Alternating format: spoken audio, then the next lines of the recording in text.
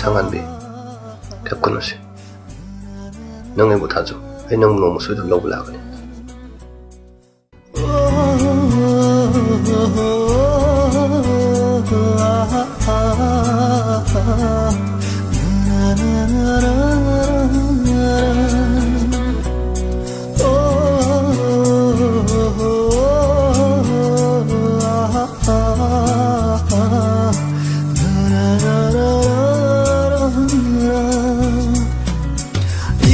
Chít na hin na wala kian na hanki ay ngokda nung shiri baray wo kum ki ay na oh kum ki ay na nung shiragli nung shiri nung shikigani nung shikigani nang mo nung shikigani nang chít na hin na wala kian na hanki ay ngokda nung shiri baray wo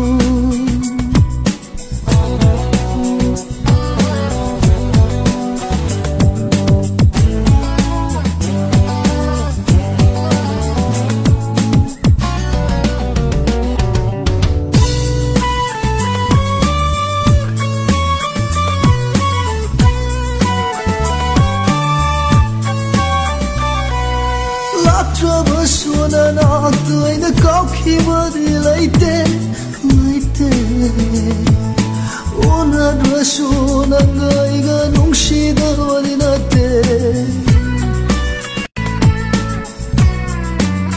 oh la trouble suona nato ai na kauki badi laite laite ona dua suona ngai ga nung shida wadi nate Wanglan kudin, oh wanglan kudin nung tigi lakinan na hanki ay ngokda kaliwaray giwakal kumki ay na, oh kumki ay na kalakli kalikan kigani ng mo kan kigani ng mo punshigi Kiganirang mo punsigi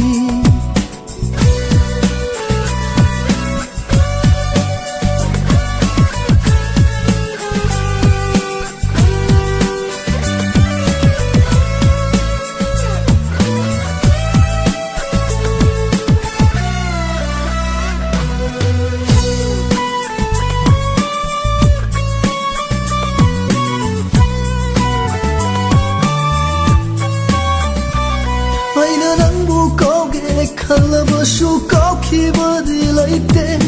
laite Aina nung shira roi kalabashu nung shida badi rate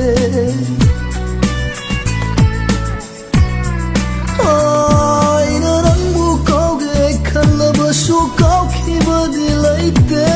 laite Aina nung shira roi kalabashu nung shida badi rate Nangi wahaya wala Oh nangi wahaya mana On krabay gi pukjet se Hong krabay gi pukjel se Tem biraro Oh tem jin biraro Masidi kak ngao naraba punsi se